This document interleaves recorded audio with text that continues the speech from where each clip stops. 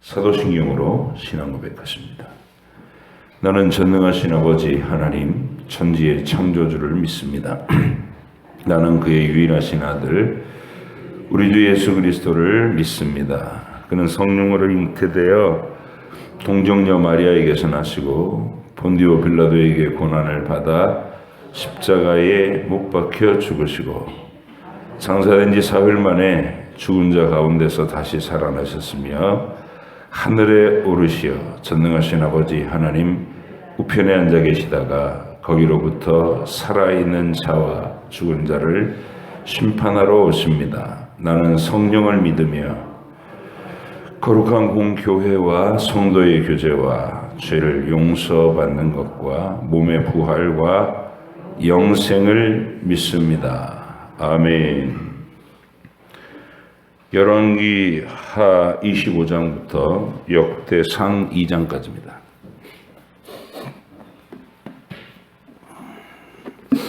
열왕기 하 25장 역대상 2장까지.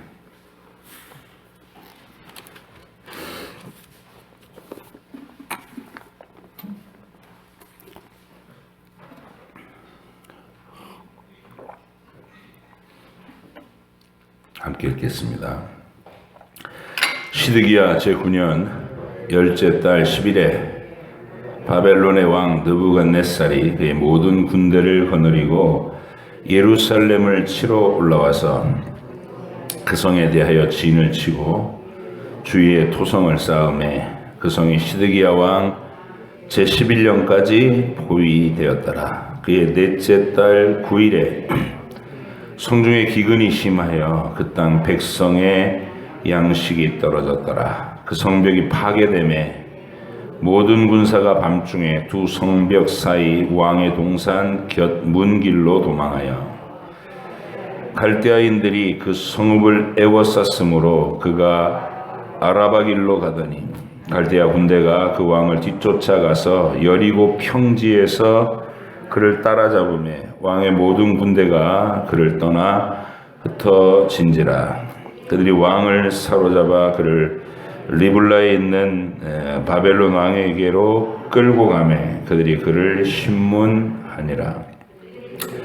그들이 시드기야의 아들들을 그의 눈앞에서 죽이고 시드기야의 두 눈을 빼고 놋사슬로 그를 결박하여 바벨론으로 끌고 갔더라. 바벨론 왕 느부갓네살의 19째 해 5월 7일에 바벨론 왕의 신복 시위대장 느부사라단이 예루살렘에 이르러 여호와의 성전과 왕궁을 불사르고 예루살렘의 모든 집을 귀인의 집까지 불살랐으며 시위대장에게 속한 갈대아 온 군대가 예루살렘 주위의 성벽을 헐었으며 성중에 남아있는 백성과 바벨론 왕에게 항복한 자들과 무리 중 남은 자는 시위대장 느부사라단이 모두 사로잡아가고 시위대장이 그 땅의 비천한 자를 남겨두어 포도원을 다스리는 자와 농부가 되게 하였더라.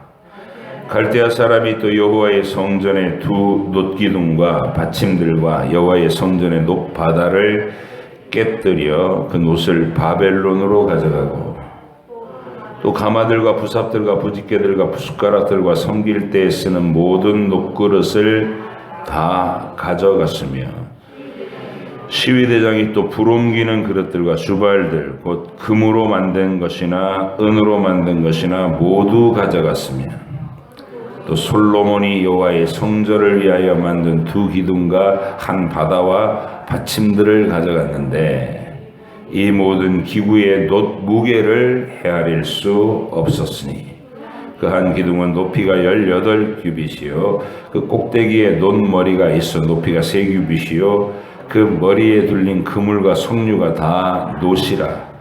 다른 기둥의 장식과 그물도 이와 같았더라. 시위대장이 대제사장 스라야와 부제사장 스바냐와 성전 문지기 3사람을 사로잡고 또 성중에서 사람을 사로잡았으니 군사를 거느린 넷이 한 사람과 또 성중에서 만난 바 왕의 시종 5사람과 백성을 징집하는 장관의 서기관 1사람과 성중에서 만난 바 백성 60명이라. 시위대장 느부사라단이 그들을 사로잡아 가지고 리블라 바벨론 왕에게 나아가매 바벨론 왕이 하마 땅 리블라에서 다 쳐 죽였더라. 이와 같이 유다가 사로잡혀 본토에서 떠났더라. 유다 땅에 머물러 있는 백성은 곧 바벨론 왕 느부갓네살이 남긴 자라. 왕이 사반의 손자 아히감의 아들 그달리아가 관할하게 하였더라. 모든 군대 지휘관과 그를 따르는 자가 바벨론 왕이 그달리아를 지도자로 삼았다 함을 듣고 이에 느다니아의 아들 이스마엘과 가레아의 아들 요하난과 느도바 사람 다누멧의 아들 스라야와 마아가 사람의 아들 야사니아가 그를 따르는 사람이 모두 미스바로 가서 그달리아에게 나아가매 그달리아가 그들과 그를 따르는 군사들에게 맹세하여 이르되 너희는 갈대아인을 섬기기를 두려워하지 말고 이 땅에 살며 바벨론 왕을 섬기라. 그리하면 너희가 평안하리라 하니라. 7월에 왕족 엘리사마의 손자 느다니아의 아들 이스마엘이 부하 10명을 거느리고 와서 그달리아를 쳐서 죽이고 또 그와 함께 미스바에 있는 유다 사람과 갈대아 사람을 죽인지라. 노소를 막론하고 백성과 군대 장관들이 다 일어나서 애굽으로 갔으니 이는 갈대아 사람을 두려워함이었더라. 유다의 왕 여호야긴이 사로잡혀간 지 37년 곧 바벨론의 왕 에윌무로닥이 즉위한 원년 12월 그달 27일에 유다의 왕 여호야긴을 옥에서 내놓아 그 머리를 들게 하고 그에게 좋게 말하고 그의 지위를 바벨론에 그와 함께 있는 모든 왕의 지위보다 높이고 그 죄수의 의복을 벗게 하고 그의 일평생에 항상 왕의 앞에서 양식을 먹게 하였고 그가 쓸 것은 날마다 왕에게서 받는 양이 있어 종신토록 끊이지 아니하였더라.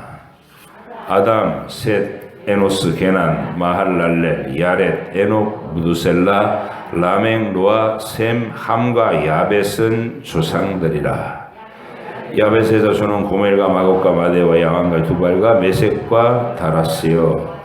고멜의 자손은 아스그나스와 디박과 도갈마요. 야완의 자손은 엘리사와 다시스와 기띔과 도다님이더라.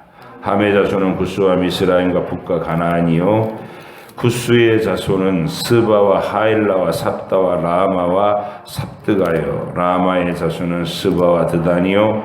구스가 또 니무롯을 낳았으니 세상에서 첫 영걸이며 미스라임은 루딤과 아나밈과 르하빔과 납두힘과 바두루심과 가술루힘과 갑도림을 낳았으니 블레셋 종족은 가술루힘에게서 나왔으며 가나안은 맏아들 시돈과 헷을 낳고 또 여부스 종족과 아모리 종족과 기르가스 종족과 히위 종족과 알가 종족과 신 종족과 아르밧 종족과 스마일 종족과 하맛 종족을 낳았더라.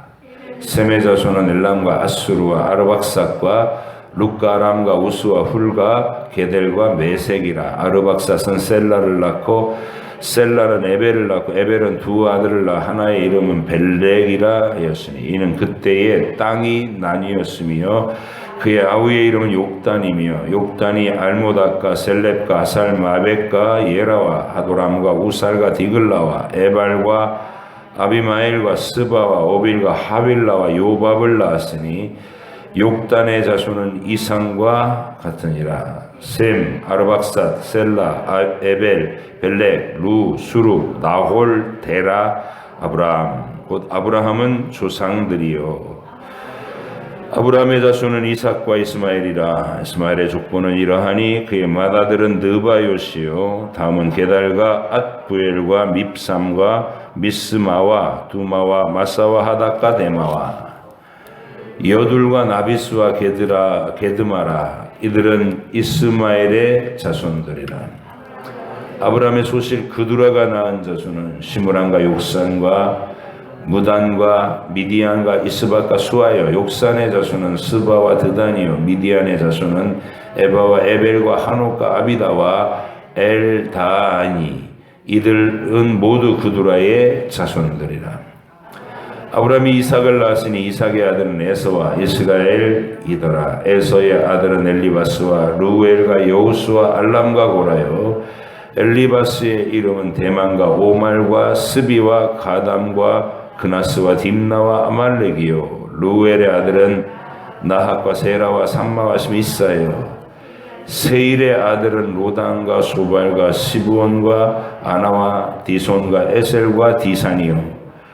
로산의 아들은 호리와 호맘이요. 로단의 누이는 딥나요. 소발의 아들은 알리안과 미나핫과 에발과 스비와 오남이요. 시브온의 아들은 아야와 아나요. 아나의 이름은 디손이요. 디손의 이름은 아들은 하무람과 에스방과 이드랑과 그란이요. 에셀의 아들은 비랑과 사왕과 야간이요.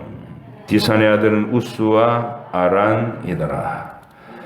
이스라엘 자손을 다스리는 왕이 있기 전에 에돔 땅을 다스린 왕은 이러하니라. 부올의 아들 벨란이 그는 도성 이름은 딘하바이며 벨라가 죽음에 보스라 세라의 아들 요밥이 대신하여 왕이 되고 요밥이 죽음에 대만 종족의 땅의 사람 후삼이 대신하여 왕이 되고 후삼이 죽음에 부닷의 아들 하닷이 대신하여 왕이 되었으니 하닷은 모압 들에서 미디안을 친 자요 그 도성 이름은 아윗이며 하닷이 죽음에 마스레가의 사물라가 대신하여 왕이 되고 사물라가 죽음에 강가의 르호보 사울이 대신하여 왕이 되고 사울이 죽음에 악볼의 아들 바알하나니 대신하여 왕이 되고 바알하나니 죽음에 하닷이 대신하여 왕이 되었으니 그의 도성 이름은 바이요 그의 아내의 이름은 무헤다벨이라. 메사합의 손녀요 마드렛의 딸이더라. 하닷이 죽으니라. 그리고 에돔의 족장은 이러하니 딥나 족장과 알야 족장과 여댓 족장과 오홀리바마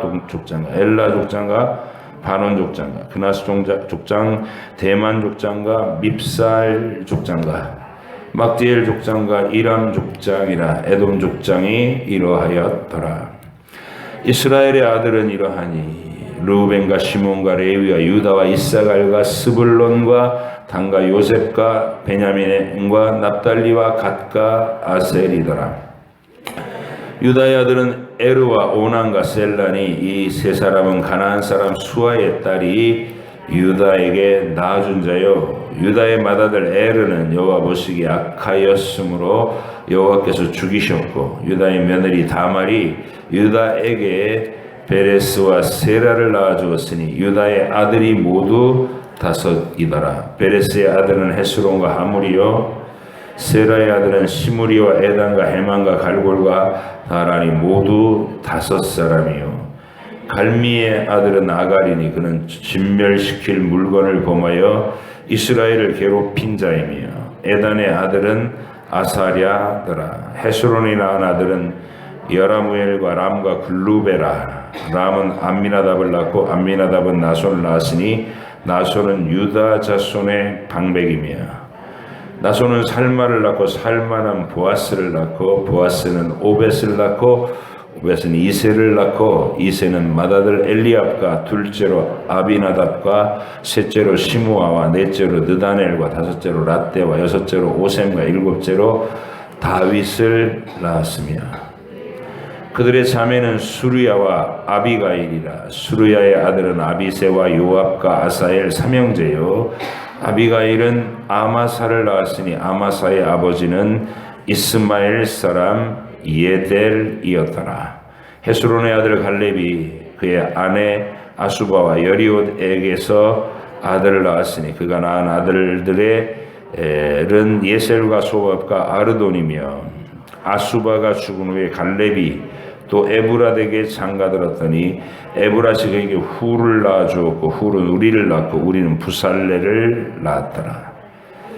그 후에 헤스론이 60세에 길르앗의 아버지 마길의 딸에게 장가들어 동침하였더니 그가 수굽을 헤스론에게 낳아 주었으며 수굽은 야일을 낳았고 야일은 길르앗 땅에서 23성읍을 가졌더니 그술과 아람이 야일의 성읍들과 그낫과 그에 딸린 성읍들 모두 60을 그들에게서 빼앗았으며 이들은 다 길르앗의 아버지 마길의 자손이었더라. 헤스론이 갈렙 에브라다에서 죽은 후에 그의 아내 아비야가 그로 말미암아 아스훌을 낳았으니 아스훌은 드고아의 아버지더라. 헤스론의 맏아들 여라무엘의 아들은 맏아들 람과 그 다음에 부나와 오랭과 오셈과 아히야이며 여라무엘이 다른 아내가 있었으니 이름은 아다라라. 그는 오남의 어머니더라. 여라무엘의 맏아들 람의 아들은 마스와 야민과 에겔이요 오남의 아들들은 삼메와 야다요 삼메의 아들은 나답과 아비술이며 아비술의 아내의 이름은 아비하일이라. 아비하일이 아방과 물릿을 그에게 낳아주었으며 나답의 아들들은 셀렛과 아빠임이라. 셀렛은 아들이 없이 죽었고 아빠임의 아들은 이시요 이시의 아들은 세산이요 세산의 아들은 알레요 삼매의 아우 야다의 아들들은 여델과 요나단이라. 예델은 아들이 없이 죽었고 요나단의 아들들은 벨렉과 사사라.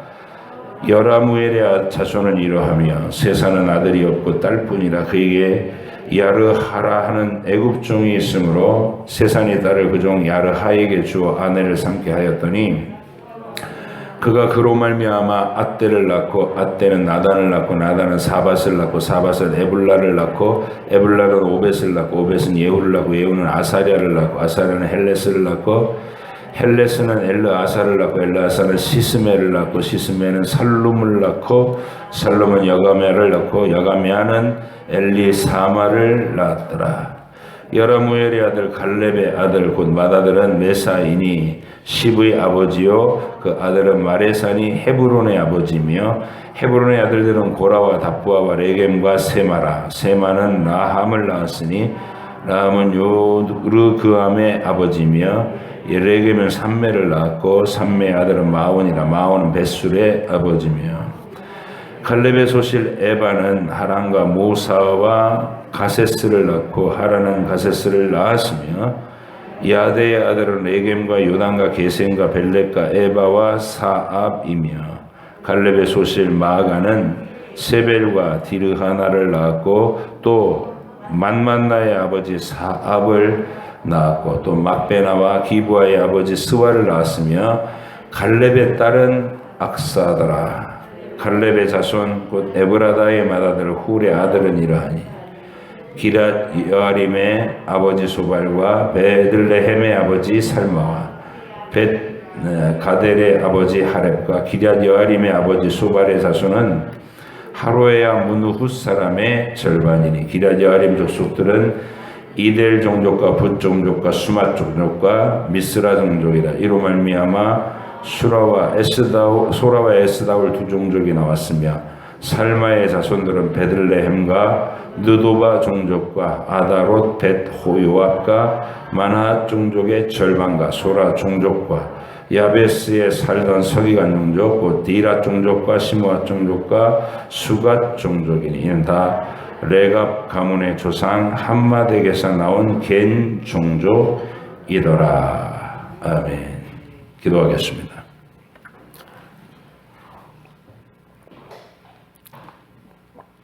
하나님 아버지,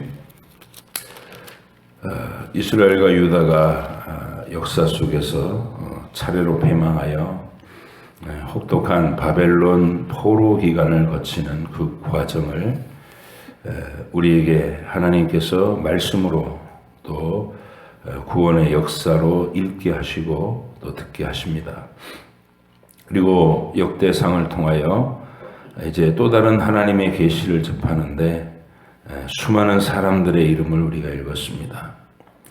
하나님께서 이런 기록을 성경으로 남겨주시고 만대의 모든 하나님 백성들로 읽고 묵상하게 하시는 이유를 오늘 이 새벽에도 저희에게 알게 하시고 그 깨닫게 하시는 지혜를 따라 우리의 일평생에 하나님의 말씀을 깊이 상고해서 이 말씀의 구석구석마다 하나님께서 새겨 놓으신 그 하나님의 의도와 우리를 향하신 영원한 계획과 그 위대한 구원의 일들을 이루시는 하나님의 방식들을 세밀히 깨달아 알아갈 수 있는 이 속에서 원리와 하나님의 그 아름다우신 구원의 섭리와 사랑을 깊이 깨닫고 배우는 저희들이 되게 하시고, 그 지식이 오늘이라고 하는 현재의 우리의 삶의 매 순간의 선택을 좌우하는 하나님 방식의 삶을 살아가게 도와주시옵소서. 오늘도 주님과 깊은 교제를 나누기를 원하며 예수님의 이름으로 기도하옵나이다. 아멘. 아브라함을 갈대아 우르에서 부르시고 멀쩡하게 잘 살고 있는 그 사람을 하나님이 위기의 땅으로 어쩌면 거의 몰아내신 거죠. 하루아침에 쫓아낸 건 아니고 아브라함이 수준이 안 되고 두려움에 떠니까 오래 기다려 주셨어요. 하나님의 계획은 본토, 친척, 아버지를 떠나게 하는 거니까 아브라함이 하나님 외에 안정감을 누릴 수 있는 의지할 것들, 그걸 다 제거하겠다는 것이 하나님의 의도죠. 구원이라는 건 그런 거예요. 우리가 생각하는 일반적인 세상의 복과는 완전히 다른 방향이죠. 세상의 복은 내 자아를 점점 부풀려주는, 나는 여기 가만히 있고 내가 우주의 중심에 서 있고 신도 하나님도 전부 내가 요구할 때 나타나고 내가 귀찮아하면 좀 사라졌다가, 그리고 내가 원하는 건 다 가지고 온 세상을 주무르고 휘두르고, 이게 세상이 말하는 복의 개념이에요. 거기는 자아가 하나님 노릇을 하는 참담한 죄성이 자리하고 있는 거예요. 하나님은 그걸 가장 큰 비극이라고 보시는 거죠. 우리가 편안하고 마음이 의지할 게 많아가지고 든든해서 막 다른 사람들 앞에 교만하고 갑질하고, 이게 마귀의 정신인 거예요. 교만, 하나님과 멀어진 자아의 상태. 아브라함이 갈대아 우르에서 살 때 그런 거예요. 그가 포악을 떨지는 않았겠지만 유순하고 얌전해도 자기가 우주의 중심에 서 있으면 하나님의 자리를 빼앗은 파렴치하고 악한 존재인 거죠. 그래서 하나님이 구원을 입히시기로 작정한 사람은 그걸 박탈해요. 다 뺏어요. 다 사라지게 하고. 하나님 아니면 아무것도 건질 게 없는 인생의 비참함을 여실히 보여주게 하시려는, 그게 아브라함을 고향에서 떠나라고 하시는 하나님의 계획입니다. 근데 아브라함이 도저히 못 놓고 못 떠나죠. 그래서 데라를 하나님이 강제로 다루셔가지고 데라로 하여금 이제 고향을 떠나게 하고, 끝끝내 아버지 그늘에서 붙잡혀 있던 아브라함을 데라가 죽은 다음에 이제 마침내 가나안 땅으로 혼자 들어오게 하신 거예요. 근데 들어올 때도 하나님 명령을 다 못 이루고 돌아왔죠. 친척도 떠나라고 그랬는데 롯을 데리고 달고 왔어요. 어린 조카가 아닙니다. 롯은 아브라함과 비슷한 연배이거나 오히려 아브라함보다 나이가 많았을 수 있어요. 롯의 아버지 하란하고 아브라함하고 나이 차이가 50살이에요. 따져보면. 그래서 이 롯과 아브라함은 거의 동년배다. 왜 데리고 나왔냐? 의지하려고 데리고 나온 거예요. 그래서 이제 가나안 땅에서 하나님이 아브라함에게 극심한 기근을 먼저 주세요. 그러니까 모든 걸 다 버리고 떠나게 하고 하루하루 죽을 것 같은 공포와 위협 앞에서 살아가게 하신 것. 그게 아브라함의 신앙생활의 출발입니다. 거기서부터 하나님만 절실하게, 그냥 저절로 눈 뜨면 공포가 밀려오니까 하나님을 찾을 수밖에 없었어요.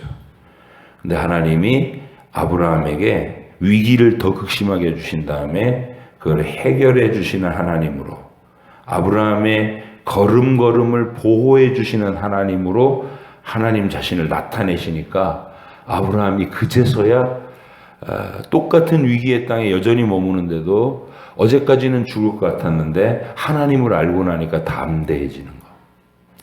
그리고 나서 아브라함의 일평생은 하나님을 알아가는 여정이었어요. 앞으로 하나님이 장차 이 세상에 어떤 구원을 베풀 것이고 우리는 어떤 믿음과 태도로 하나님을 만날 것이냐, 교과서적인 인생을 사는 거예요. 아브라함이 단계로. 여러분과 제가 이 세상에 태어난 이유는 하나님의 영광을 위해서, 하나님이 지으신 존재입니다. 그래서 우리 이 땅에 태어나서 가장 중요한 삶의 목적이 하나님을 알아가는 거예요. 여러분이 일평생 새벽마다 성경을 읽어야 되는 이유가 그겁니다. 멈추면 안 돼요. 졸업을 해서는 안 돼요. 하나님 말씀은 내가 2번 읽었어, 뭐 다 알아, 이런 게 없어요. 여러분이 나는 밥을 매일 먹었어, 벌써 뭐 한 50년째 먹었어, 그러니까 밥은 지겨워, 이러고 안 먹는 거 아니잖아요. 죽을 때까지 그날의 양식은 그날 섭취해야 되는 거잖아요.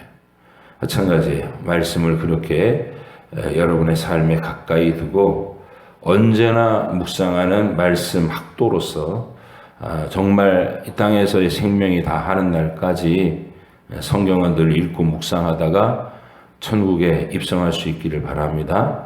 그리고 이 말씀이 하루라도 매일 읽을 때마다 새롭게 느껴지는 성령 하나님의 조명이 여러분에게 다 밝히 열리기를 바랍니다. 수십 번, 수백 번 읽었어도 여전히 그 속에서 하나님의 은혜가 매 장면마다 생생한 그런 은혜가 성경에는 있어요. 하나님의 말씀은 살아있고 운동력이 있어서 사람의 심령을 쪼개고 우리 마음에 죄와 악을 드러나게 하고 하나님 앞에 구원과 소망과 풍성한 영원한 그 생명에 대한 기대를 충만하게 만들어줍니다. 그래서 여러분의 삶을 매일 복되게 하는 말씀, 이 세상 그 무엇보다도 사랑하시고 추구하시고 멈추지 마시기를 간절히 바랍니다. 우리는 지금 열왕기 하의 마지막 부분을 봤어요. 그 마지막 부분에서 우리가 어제 읽은 본문과 오늘 읽은 본문을 교합해 보면 요시야의 세 아들이 차례로 왕이 돼서 그 역사를 이렇게 말아먹고 망가뜨려가는 과정을 보는 거예요.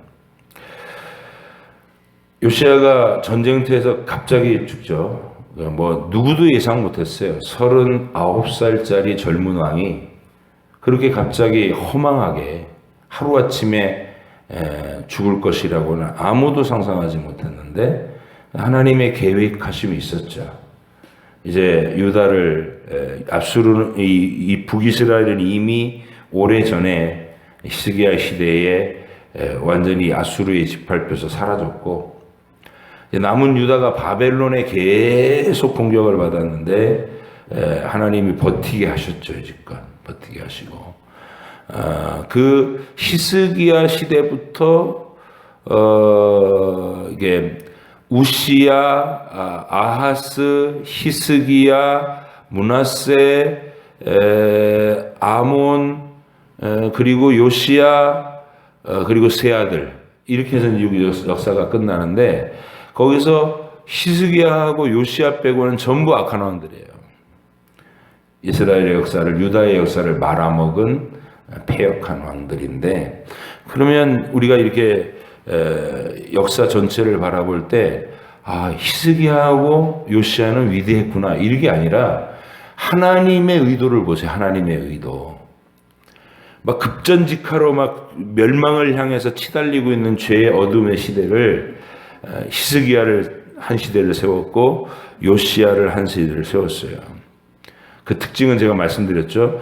히스기야는 겉모양으로 체면을 유지하고 사람들의 박수를 받고 이 환호를 받는 그런 면에서 그 정도 수준에 머무른 왕이었고 선한 왕이지만, 요시야는 진정으로 하나님하고 깊은 마음의 소통을 이룬 사람이었다. 근데 나타낸 모양새로는 요시야는 39살에 갑자기 서거하고 전쟁터에서 죽고, 히스기야는 죽을 병에 걸렸다가도 15년이나 연장받아갖고 그냥 안락한 노년을 보낸 거예요.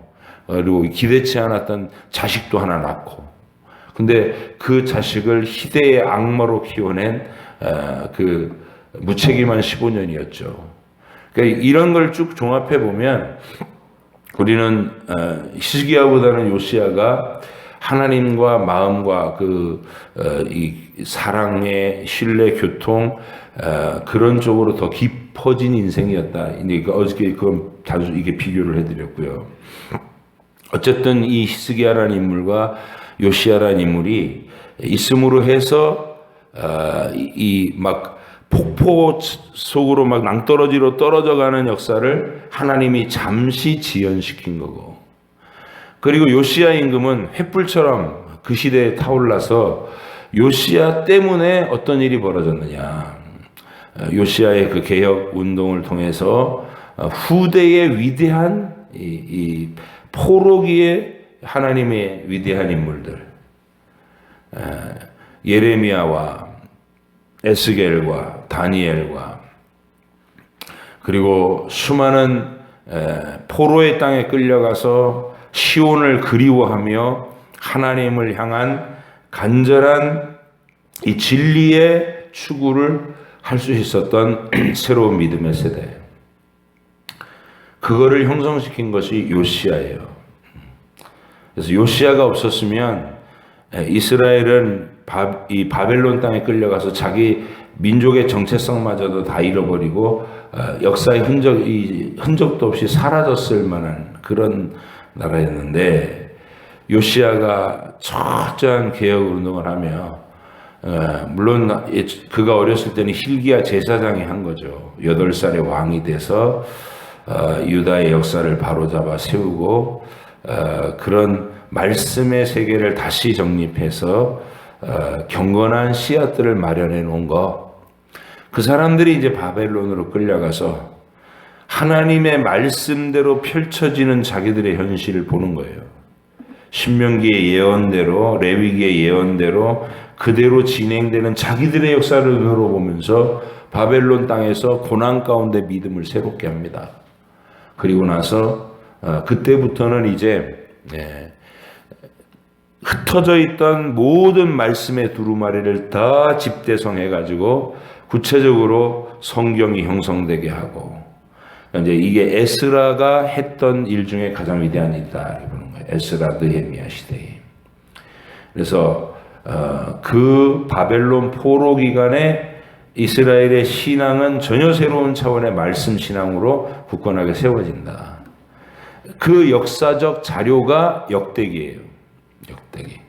아담에서부터 출발해가지고 모든 인류의 근원을 따라가면서 그 수많은 흩어진 인류의 수많은 종족들 사이에서 하나님의 언약의 줄기가 어떻게 흘러가서 이스라엘의 12지파를 거치고 바벨론 포로기를 거쳐서 폐허의 땅 예루살렘으로 돌아왔어도 우리는 하나님의 이 구원의 언약의 줄기 위에 서 있다. 그걸 얘기하려고 하는 게 역대기예요. 전쟁의 폐허에 아무것도 없는 허벌판에 돌무더기만 쌓여있는 그곳에 떡하니 와서 절망에 짓눌리는 그 현실의 백성들에게 이 현실 너머에 하나님의 역사 속에서 우리를 이끌어 오셨던 그 언약의 위대한 줄기 위에 너희가 서 있는 거야. 이 폐허를 보지 말고 하나님이 붙들어 오셨던 그 진리 위에 너희가 서 있다는 그 확신을 가지면 이 폐허는 순식간에 영원한 하늘의 위로, 영원한 하늘에 무너지지 않을 영광으로 너희에게 다시 너희의 것이 되는 것이야. 이렇게 가르쳐주는 책, 그게 역대기입니다. 그래서 우리는 이 열왕기 하의 마지막 부분과 역대기가 어떻게 보완적인가. 열왕기 상하는 바벨론에 막 유다가 불타고 파괴되고 학살당하고 그래서 노예로 끌려가는 그 비참한 현실 속에서 아니 하나님이 계시다면 왜 우리에게 이런 일이 일어납니까? 이렇게 말하는 사람들에게 대답해 준 거예요. 하나님이 모세의 책에 미리 예언해 놓지 않았냐. 이거 다 갑자기 하늘에서 떨어지는 날벼락이 아니라 하나님이 1000년 전에 말씀으로 예언하신 일들이다. 언약을 배반한 너희들의 조상들과 너희들의 죄가 오늘의 이 포로의 시대를 펼치게 된 것이다. 깨닫고 주님께 돌아와라. 이게 열왕기의 메시지예요. 그럼 역대기는 이제 포로 생활 70년을 다 끝내고 폐허의 예루살렘으로 돌아온 그 소수의 무리들, 어떻게 여기에 다시 하나님 나라의 영광을 재건한단 말이냐 그러면서 털푸덕 주저앉아 있는 100년이라는 세월을 몸부림치면서 재건을 위해서 노력했는데 여전히 자기들의 삶은 황폐하고 가난하고 초라하고 비참한, 그래서 자괴감 속에 자꾸 시달리는 그 백성들에게 하나님이 말씀하시는 거, 야, 눈에 보이는 이 폐허를 보지 말고 하나님 나라의 영광을 다시 봐. 그래서 그들의 그 절망스러운 현실만 보이는 눈을, 영안을 열어서 하나님의 언약이라고 하는 그 위대한 유산을 발견하고 다시 힘을 내게 만드는 책, 위로의 책, 이게 역대기입니다. 그래서 역대기는 부정적인 얘기, 책망하는 얘기, 죄를 지적하는 얘기, 이런 건 다 없어요. 다 사라졌어요. 그거는 바벨론에서 고생하면 한 걸로 됐다는 거예요. 너희가 바벨론이라는 용광로에 들어가서 다 고통을 받으면서 고생했으니까 이제 우리 죄 짓고 매 맞은 얘기는 빼자. 역대기에는 그런 얘기가 안 나와요. 다윗 얘기를 할 때도 밧세바 사건 이런 건 안 다뤄요. 영광. 하나님이 그를 신뢰한 다윗에게 어떤 영광을 주셨는지, 솔로몬에게 이어진 하나님의 언약의 나라는 얼마나 풍성했는지, 그리고 위대한 언약의 왕들, 히스기야와 요시야 같은 왕들, 남쪽 유다의 왕들의 아름답고 풍성한 삶에 하나님께 받은 복에 대한 얘기만 쫙 펼쳐나가는 거예요. 너희가 이런 하나님의 돌보심의 주인공들이다. 이렇게 얘기하고 싶은 책, 위로의 책, 그게 역대기예요. 근데 우리는 이 역대기를 1장서부터 9장까지 사람 이름만 계속 나오는 책이라서 성경에서 제일 읽기 힘들어하는 책으로 그렇게 취급하죠. 근데 이스라엘 사람들한테는 이 역대기 1장부터 9장까지가 그렇게 지겨운 책이 아니에요. 왜냐하면 그들에게는 익숙한 이름들이에요. 그 이름들을 만나면 이름 하나 딱 등장하면 그 이름에 속해 있는 수많은 사건이 순간적으로 휙 지나가고 또 다른 이름이 순간적으로 지나가고.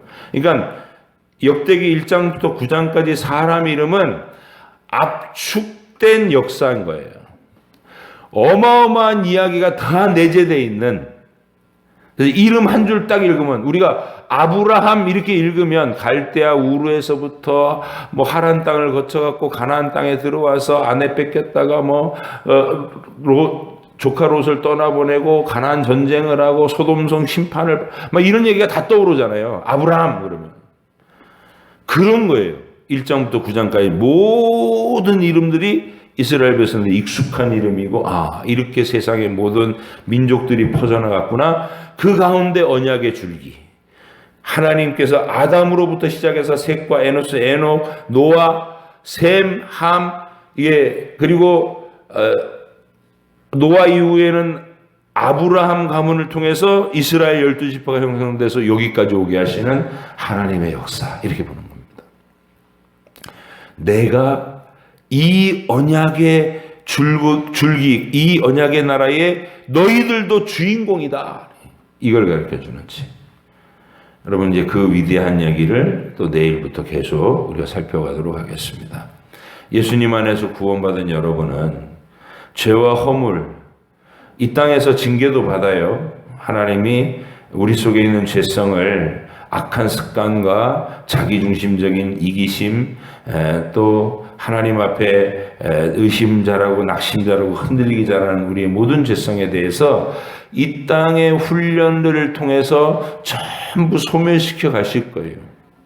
그리고 끝까지 남았던 끈덕진 자아의 죄성들은 우리 육체의 죽음이라고 하는 그 과정을 거치면서 다 사라지고 여러분에게 영원한 하나님의 언약의 나라는 순전하고 아름다운 찬란한 요한계시록의 그 새하늘과 새 땅, 새 예루살렘의 모습으로 펼쳐질 겁니다.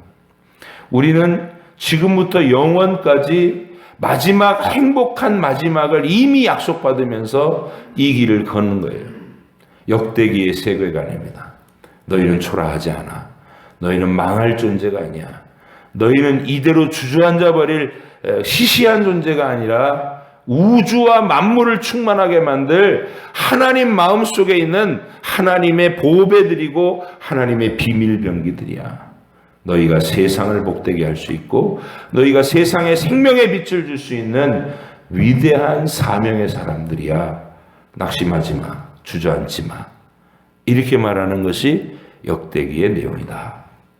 그리고 아까 망해가는 전란의 과정에서 전쟁이 나고 불타고 죽는 그 과정에서 막 비명소리가 난무하고 피가 튀는 그 현장에서 하나님이 과연 계신 겁니까? 이렇게 묻는 포로 그 시기에 전쟁 시기의 백성들에게는 열왕기가 대답이 되는 거예요. 너희의 죄와 허물에 대해서 하나님이 이렇게 간절하고 치열하게 간섭하신 역사다. 간섭하신 역사.